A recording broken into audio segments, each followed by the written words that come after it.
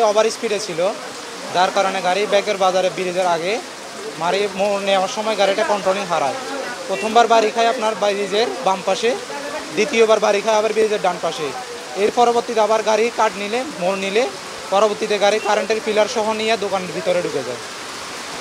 আমিও মহিপাল থেকে, এটা সুগন্ধা গাড়ি মহিপাল থেকে সোনাপুরের দিকে যায়। আমি শানবাগ রাস্তার মাথা নামার কথা ছিল আর কি। গাড়িটা একদম গিয়ে কারেন্টে দুটো ফেলে ছিল, ফিলারের সাথে একসাথে বাসটা মানে উল্টে গেছে, একবার উল্টে গেছে। যখন যে একটা বাচ্চা বাইর করছে, ওটাকে মানে জীবিত বলে মনে হয় না, একবারে ছোট বাচ্চা। এখানে মোট টোটাল 11 জন রুগী আসছে, তার মধ্যে 3 জন স্পট ডেড, 2 জনের পরিচয় পাওয়া গেছে, 1 জনের পরিচয় নেয়। আর বাকি 8 জনের মধ্যে হেড ইঞ্জুরি রুগী পেশেন্ট আছে, ফ্র্যাকচারের পেশেন্ট আছে। এর মধ্যে আমরা 7 জন রুগীকে হাসপাতালে ভর্তি রাখছি এবং 1 জন রুগীকে রেফার করে দিয়েছি।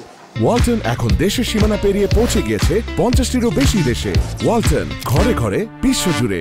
আমরা কিছুক্ষণ আগে সংবাদ পাই ফেনী নোয়াখালী যে আঞ্চলিক মহাসড়ক আছে, আঞ্চলিক মহাসড়কে ওই যে সুগন্ধা গাড়ি, যেটা ওই লোকাল গাড়ি ওই রাস্তায় চলে, ওটা একটা দুর্ঘটনার কবলে পতিত হয়, যেটা সিলোনিয়া বাজারের উঠতেই ব্রিজের এখানে। তাৎক্ষণিকভাবে আমাদের মোবাইল টিম পাঠাই, আমিও সার্বক্ষণিক খোঁজখবর রাখতে থাকি। যে এখানে ঘটনার প্রাথমিক অবস্থায় যেটা জানা যায় যে সুগন্ধা গাড়িটি গতি বেশি ছিল এবং দ্রুত এবং বেপরোয়া গতি ছিল। আর পাশাপাশি যে বৃষ্টির দিন, সে প্রথমে ওই যে গাড়িটি নিয়ন্ত্রণ করতে পারে নাই, ব্রেক করে নিয়ন্ত্রণ করতে পারে নাই, পরে ব্রিজের রিলিংয়ের সাথে বাড়ি খায়, বাড়ি খেয়ে বিদ্যুতের খুঁটিকে যাই আঘাত করে। অনেক লোকজন আহত হয়, গুরুতর আহত হয়, তাদেরকে দ্রুত আমরা উদ্ধার করে হাসপাতালে প্রেরণ করি। হাসপাতালে এখন এসে দেখলাম যে 3 জন মানে ওই যাত্রী মারা যায়। এর ভিতরে 2 জন আমাদের মহিলা যাত্রী, আর 1 জন হচ্ছে পুরুষ। তো মহিলা যাত্রীদের নাম ঠিকানা পাওয়া গেছে, পুরুষ যাত্রীর নাম ঠিকানা এখনও পাওয়া যায় নাই। আমরা চেষ্টা অব্যাহত রাখছি।